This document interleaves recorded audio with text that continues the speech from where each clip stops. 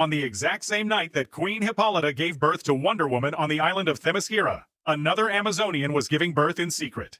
Grail is the secret daughter of Apokolips. She possesses the combat prowess of an Amazon, but the raw, unbridled cosmic power of a new god, including her father's lethal Omega beams. Grail has spent her entire life hiding in the shadows of the multiverse, training for one specific bloody goal: to murder her father. And to draw him out into the open, she decides to serve him the Justice League on a silver platter. Grail materializes out of thin air right in the middle of the Justice League. And she doesn't just fight them, she completely dismantles the greatest heroes on Earth in a matter of seconds. First, she hacks into Cyborg's Motherbox operating system. She physically rips his mechanical body apart, leaving him screaming on the floor, and uses his own technology to open portals. When Shazam tries to intervene, she blasts him with a magic so dark it completely shorts out his lightning. Then comes Wonder Woman. Diana steps up, expecting a fair fight against a rogue warrior, but Grail absolutely humiliates her. She proves that she is stronger, faster, and infinitely more vicious than Diana. With Earth's greatest protectors broken on the concrete,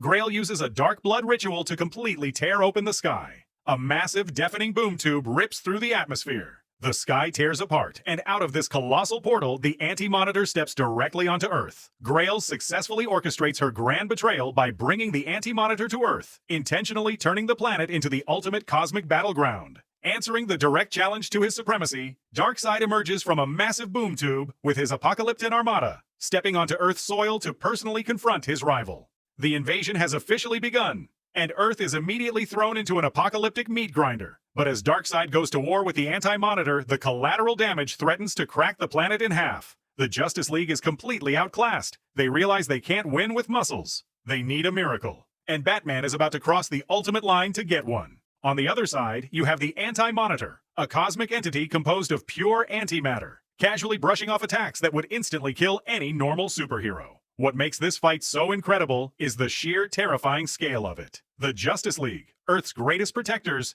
the most powerful beings on the planet, are completely sidelined. They aren't trying to win. They are literally just trying not to get stepped on. They are reduced to ants scurrying around the boots of two warring gods. Caught in the crossfire between two cosmic titans, the Justice League tracks down Metron. Metron is the immortal god of knowledge. He doesn't take sides. He doesn't fight. He simply observes the multiverse from his throne, the Mobius Chair. This legendary mechanical chair holds every single secret, every timeline, and every truth in the entirety of existence. When the League demands answers on how to stop the war, Metron coldly tells them that Earth is already dead. He advises them to flee while they still can. Wonder Woman, bleeding and exhausted, refuses to accept that. In a desperate, aggressive move, she whips her lasso of truth around Metron and violently yanks him right off the glowing throne. But there is a fatal universe-ending catch. The Mobius Chair is a cosmic anchor. It is processing infinite data every millisecond. Without a sentient host to act as a processor, the chair will undergo a catastrophic meltdown. It will detonate with enough force to wipe out the entire solar system. Before anyone can even process what is happening, Bruce Wayne leaps into the air. He bypasses everyone else and plants himself directly onto the throne. The visual here is one of the most iconic moments in DC history. A blinding flash of cosmic energy violently surges through Batman's body. His eyes ignite with a terrifying, piercing white light. The man who dedicated his life to being a street-level detective is gone. He is now the god of knowledge. Instantly, his human brain is flooded with the limitless secrets of infinity. To test the chair's absolute power, he asks a question only he knows the answer to. Who killed my parents? The chair replies instantly in his mind. Joe Chill. Validating its power, Batman then asks the question that has haunted his every waking nightmare. The question he has chased for years. What is the Joker's real name? The chair whispers the answer directly into his mind. And Batman, a man who has seen every horror the world has to offer, a man whose mind is a steel trap, freezes in absolute paralyzing shock.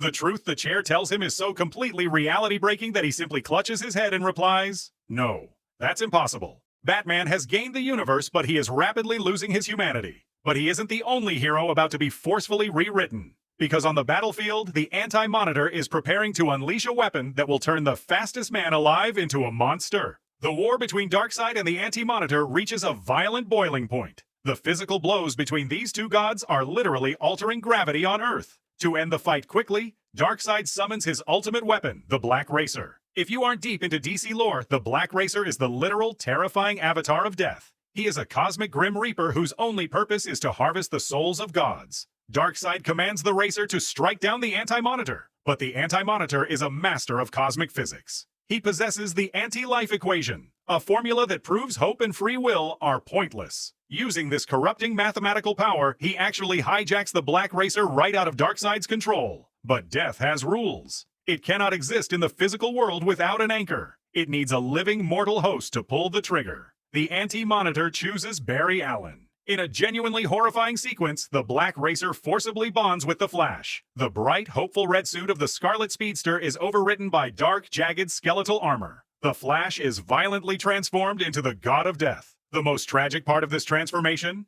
Barry Allen is fully conscious. He is trapped inside his own mind, screaming as the overpowering urge to harvest souls completely consumes him. Under the Anti-Monitor's command, this corrupted, death-fueled speedster blitzes across the battlefield. Moving faster than the speed of light, moving faster than time itself, the Flash drives a fatal, vibrating death blow straight through Darkseid's chest. Darkseid, the unkillable tyrant of the multiverse, the god who has tortured reality for thousands of years, gasps and drops dead. But the death of a god creates a massive, volatile vacuum. A blinding wave of divine, corrupted Omega energy erupts from his corpse, washing over the planet and slamming into the remaining heroes, forcibly altering their DNA. Darkseid is dead, but the nightmare is just beginning. The shockwave of divine energy seeks out new hosts. And unfortunately for Earth, the most powerful hero on the planet is about to be completely corrupted by the darkest energy in the universe.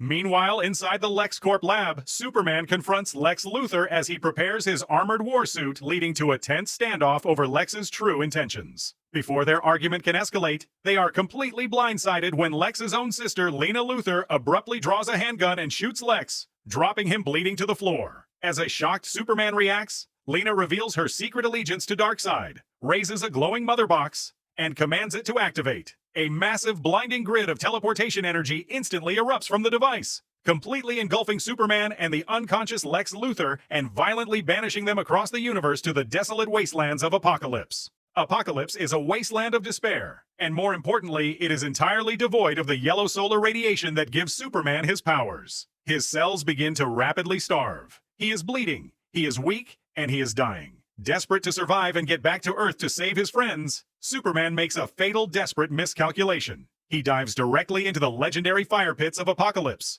hoping to absorb their geothermal energy just to jumpstart his powers. It works, but at a horrific, irreversible cost. The fire pits aren't just hot lava. They are pure, concentrated malice. They are toxic, violent, and utterly corrupting. Superman's Kryptonian cells absorb this dark energy, and it aggressively mutates his cellular structure. He emerges from the pits completely altered. His iconic blue and red suit is inverted into a menacing, dark, grayscale armor. He becomes the god of strength. But the humble Boy Scout from Kansas is dead. This new Superman is an arrogant, hyper-aggressive tyrant. The toxic energy strips away his compassion. He looks down at the slaves of Apokolips, and even his own teammates, as fragile, pathetic insects who don't deserve his protection. When Lex Luthor tries to reason with him, reminding him that Earth needs saving, Superman brutally attacks him. He beats Lex into the dirt, mocks his weakness, and leaves his greatest enemy for dead in the wastelands of Apokolips. The ultimate protector of Earth is gone, replaced by a ruthless, glowing god who answers to absolutely no one. With Batman acting like a cold machine in Gotham, the Flash desperately trying not to reap the souls of his friends,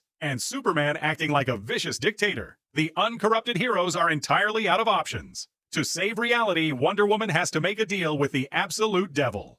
With the Anti-Monitor now reverted to Mobius, preparing to destroy Gotham City, the Justice League is desperate for a way to stop him. Cyborg and Wonder Woman realize that the only beings who truly understand how to fight Mobius are the ones whose universe he already destroyed, the crime syndicate of Earth 3. They infiltrate the high-security Argus Black site beneath Belle Reve Prison. Cyborg overrides the security mainframes to open the vault. Inside, they find the surviving members of the syndicate locked in high-tech containment cells. Ultraman, weakened and suffering from massive kryptonite withdrawal, Superwoman, and Owlman. Wonder Woman and Cyborg confront the imprisoned villains. Realizing they have a common enemy, the League decides to release them. The alliance is strictly transactional. The syndicate wants revenge on the being that wiped out their home planet, and the League needs their knowledge to save Earth. If you aren't familiar with DC lore, the Crime Syndicate are the evil, inverted versions of the Justice League from a parallel universe known as Earth 3. You have Ultraman, a psychotic version of Superman who gets his powers by snorting crushed-up kryptonite like a drug.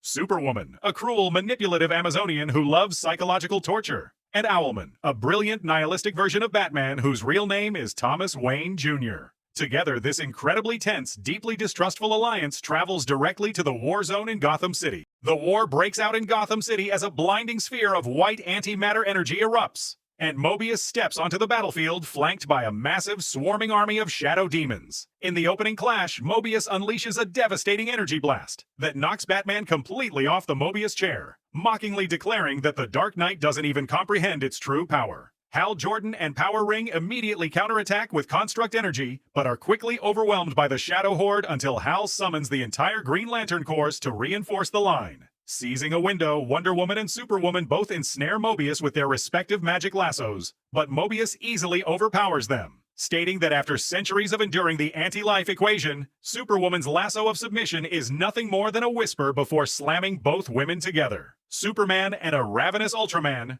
who has supercharged himself by eating raw kryptonite, launch a heavy assault, though Ultraman arrogantly bats Superman away to claim the kill for himself.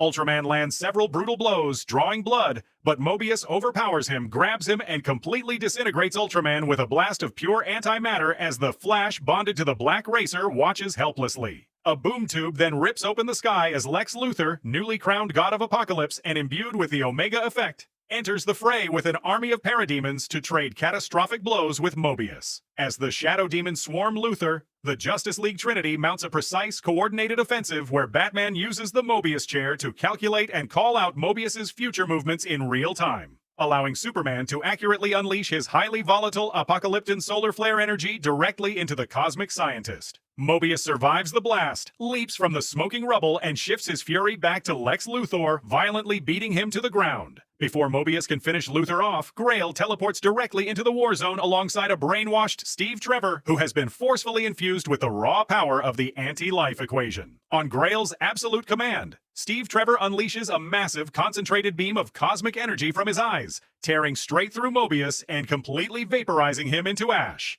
ending his physical threat in a blinding flash of light. Grail orchestrated this entire war from the very beginning. She wanted her father dead, but she didn't want to destroy his empire. She wanted to inherit it. She wanted the power of Apokolips for herself. During the chaotic, bloody battle with Mobius, Superwoman from the crime syndicate unexpectedly goes into labor, having been pregnant this entire time. Grail sneaks onto the battlefield, bypassing the massive fight. She corners Superwoman, brutally executes her with an Omega Beam, and steals the newborn infant right from her arms. But this isn't a normal baby. The child's father is Alexander Luthor of Earth-3, a being known as Mazaz, who had the genetic capability to absorb unlimited superhuman abilities and cosmic energy. Grail unleashes the anti-life equation. She uses it to forcefully rip all the residual Omega Effect energy out of the corrupted Justice League members, draining their godhood, and she violently channels all of that cosmic poison directly into the newborn infant. Within seconds, the infant is resurrected as a reborn, completely mind-controlled Darkseid.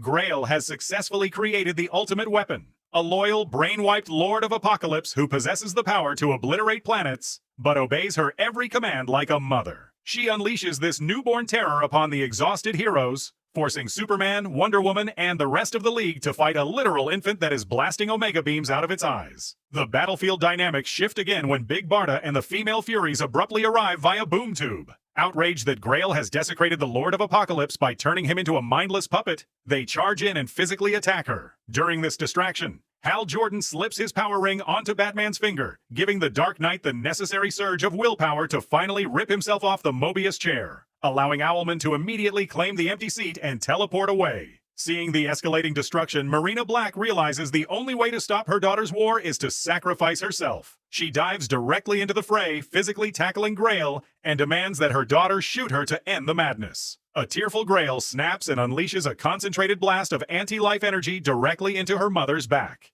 The beam pierces completely through Myrina's chest and strikes the mindless Darkseid, who is standing directly behind her. The resulting kinetic and cosmic shockwave forcefully separates the stolen anti-life equation from Darkseid's physical form. When the blinding flash clears, Myrina falls dead to the floor, and the massive reborn Darkseid has been reduced all the way back into a harmless infant. With her mother dead and her forces shattered, a weeping Grail picks up the baby Darkseid and vanishes into the shadows, finally bringing the war to an end. In the quiet aftermath of the war, the Justice League is left forever changed by the cosmic forces they endured. Superman is given a grim diagnosis, discovering that the toxic energy he absorbed from the Apocalyptan fire pits is actively destroying his cellular structure, leaving him dying and with very little time left. Back in Gotham, a physically exhausted Batman returns to the Batcave and finally reveals to Hal Jordan the dark secret he learned while possessing the Mobius Chair. The Joker is not a single man, but rather three entirely distinct individuals. Far across the universe on Apokolips, Lex Luthor embraces a bizarre new destiny. Revered by the planet's denizens as a savior after the fall of Darkseid, Luthor dons a new suit of armor bearing the House of L's crest and arrogantly declares himself the new Superman of Apokolips. Wonder Woman is left grappling with Myrina Black's dying revelation, learning that on the exact night of Diana's birth, Queen Hippolyta also gave birth to a twin brother named Jason, who was secretly taken away and hidden from the world. Finally, far away from Earth on the surface of the moon, Owlman and Grid rendezvous with Metron to discuss the ultimate secrets of the universe. However, their conversation is violently cut short when an unseen godlike entity suddenly incinerates them both in a blinding flash of blue energy, leaving the Mobius Chair completely empty and signaling that a much greater, terrifying threat is looming over the multiverse.